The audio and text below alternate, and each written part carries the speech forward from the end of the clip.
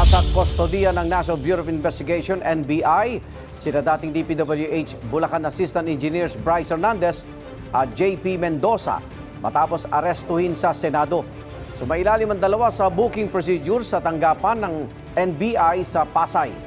Mamaya inaasang dadalhin sa Sandigan Bayan sina Hernandez at Mendoza para sa return of warrant. Ayon sa NBI, ang anti-graft court ang magpapasya kung saan ikukulong sina Hernandez at Mendoza habang iniintay ang paglilitis. Ipinaaresto ng Sandigan Bayan 3rd Division sina Hernandez at Mendoza para sa kasong malversation through falsification of public documents. At kaugnayan sa 82 million pesos na umano'y Ghost Flood Control Project sa Pandi, Bulacan.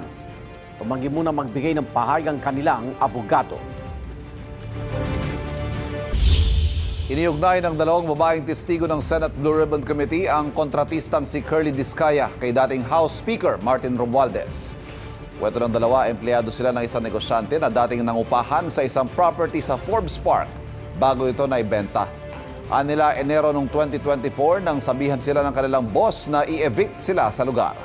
Humingi sila ng palugit para makapag-alis ng gamit doon. Habang nag-aayos ay doon daw sila ipinakilala ng isang broker kay Discaya. Doon daw nabanggit ni Discaya na ang bumili umano ng bahay ay si Romualdez.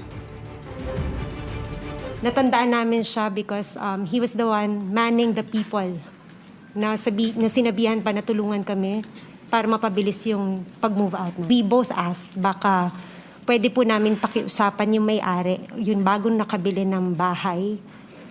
And then he also mentioned that si Romualdez ang nakabili. Your Honor, okay lang po ba tanggalin nila yung face mask nila? Kasi sa totoo lang po, talagang hindi ko sila naaalala kahit sa panaginip ko na naginip ako ng bangungot. It's not for you to identify them, it's for them to identify you.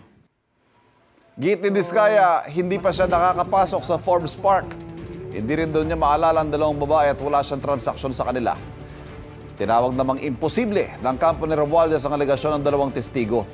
Hindi raw ito suportado ng anumang dokumento o ebidensya. Sa pagdinig ng komite kahapon, muling nabanggit ni Senador Rodante Marcoleta na hindi dapat gawing kondisyon ang restitution o pagbabalik ng pera para maging isang state witness. Tinanong niya si Discaya kung may hiningi bang ganito sa kanya ang Department of Justice. Ano sabi nila? Magkano daw?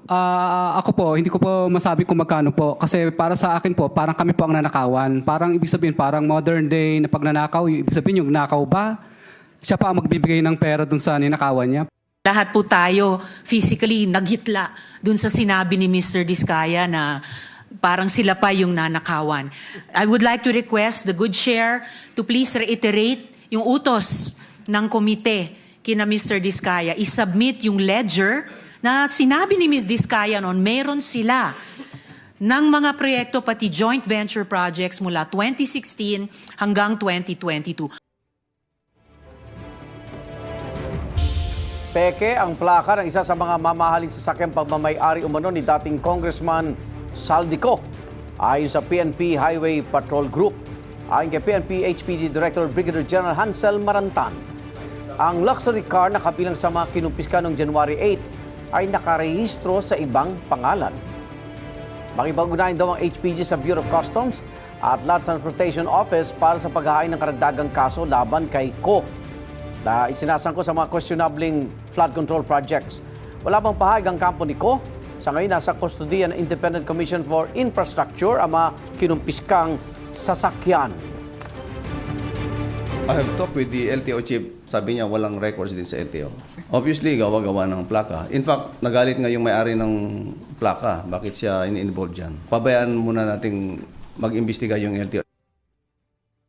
Para maturing na initiated ang impeachment complaint na inihain laban kay Pangulong Bongbong Marcos, kailangan muna itong i-refer sa House Committee on Rules na pinamumunuan ni Presidential Son, Representative Sandro Marcos, sa House Committee on Justice. Handa naman daw itong tanggapin ng Justice Committee ayon sa kanyang chairman. May unang balita si Tina Panganiban Perez. Ang anyay pagsuko kay dating Pangulong Rodrigo Duterte sa International Criminal Court ang isa sa 5 impeachable offense ng impeachment complaint na inihain laban kay Pangulong Bongbong Marcos. Inihain ito sa Kamara ng abogadong si Attorney Andre De Jesus. We are putting to question in holding the president accountable, number one, for allowing a citizen of our country to just be whisked away, kidnapped virtually, and brought to a foreign land without due process, despite fully functioning courts here in the country. Impeachable offense din daw ang hindi pag-veto ng Pangulo sa unprogrammed appropriations sa 2023, 2024, 2025 at 2026 budget. Umano'y pagbenepisyo sa mga kickback mula sa budget insertion at ghost flood control projects at pagtatatag ng Independent Commission for Infrastructure o ICI para kanlungin umano ang mga kurakot na kaalyado. Pati ang mga alegasyong nagdodroga ang Pangulo.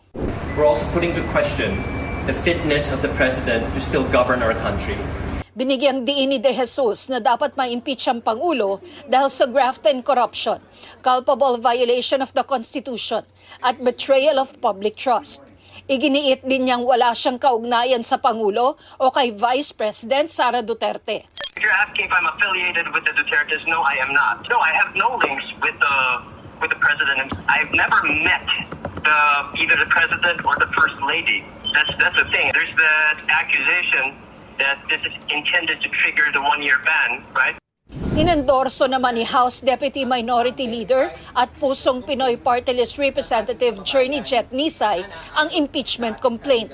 Isa siya sa mahigit 200 kongresistang pumirma sa impeachment complaint laban kay Vice President Sara Duterte noon.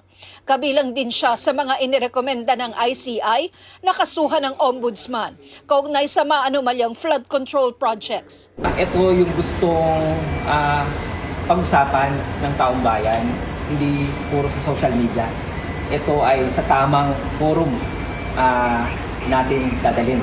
At naniniwala kami sa saligang batas, public office, sa public trust, that no one, not even the president, is above the law. Paglilinaw ni Congressman Nisay, hindi siya nakikipagtulungan sa kampo ng bise. Wala pang tugon o reaksyon ng Pangulo tungkol sa impeachment complaint laban sa kanya. Pero ayon sa Malacanang, nirerespeto ng Pangulo ang proseso at may tiwala siya sa Kongreso bilang institusyong naatasang duminig nito. Wala rin daw basehan ang impeachment complaint. We respect this process and trust that Congress, as a co-equal branch of the government, will discharge its duties with honesty, integrity, and fidelity to the rule of law. Itong mga issue po na ito ay matagal na po natin nasagot. Matagal na po natin itong naipaliwanag, walang basehan. Ayon kay House Secretary General Cheloy Garafil, itatransmit niya ang reklamo sa tanggapan ng Speaker alinsunod sa konstitusyon at sa rules ng Kamara.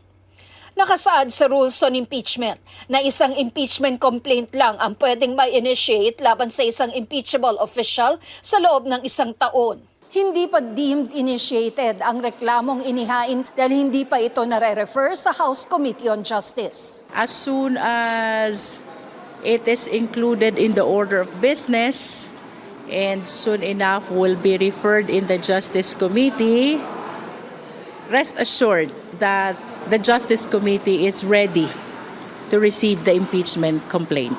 Pinamumunuan ni Presidential Son at House Majority Leader Sandro Marcos ang House Committee on Rules na nagre-refer ng mga impeachment complaint sa House Committee on Justice. Well, in this particular case, I think there is no choice for him because it really says that it has to be referred to the Committee on Justice. Sinusubukan pa ng GMA Integrated News na kunin ang panig ni Congressman Marcos. Si Davao City 1st District Representative Paulo Duterte, na kapatid ng Vice Presidente, kinwestiyon ang inihaing reklamo laban sa Pangulo. Duda ni Representative Duterte, layo ng reklamo na protektahan ng Pangulo mula sa ibang impeachment complaints. Wala naman daw nakikitang basehan si House Speaker Faustino D. III para ipa-impeach ang Pangulo dahil malinaw anyang ginagawa ng Pangulo ang trabaho nito. Pero anya, trabaho nilang tanggapin ang mga impeachment complaint at dinggin ito alinsunod sa konstitusyon. Hindi rin daw ito dapat ginagamit sa pamumulitika. Ito ang unang balita. Tina Panganiban Perez para sa GMA Integrated News. Patuloy po ang pagdausdos ng oson o pyroclastic density currents mula sa crater ng Bulkang Mayon hanggang kagabi ayon sa PHIVOLS. Kita rin yan sa mga litratong kuha ni News Cooper Nehemiah Manzanilla, Sitiar, kaninang pasado alas 12 ng madaling araw. Bukod sa oson, may naitala ring rockfall sa Mayon pasado alas 7 kagabi. Bumulusok ang mga yon sa Miisi, Bonga at Basud Gullies. May naobserbahan ding may hinang ashfall sa Legazpi at Daraga. Nananatili sa alert level 3 ang bulkan at mahigpit ay pinagbabawal ang pagpasok sa 6-kilometer danger o radius permanent danger zone. Igan, mauna ka sa mga balita, mag-subscribe na sa GMA Integrated News sa YouTube para sa iba't ibang ulat sa ating bansa.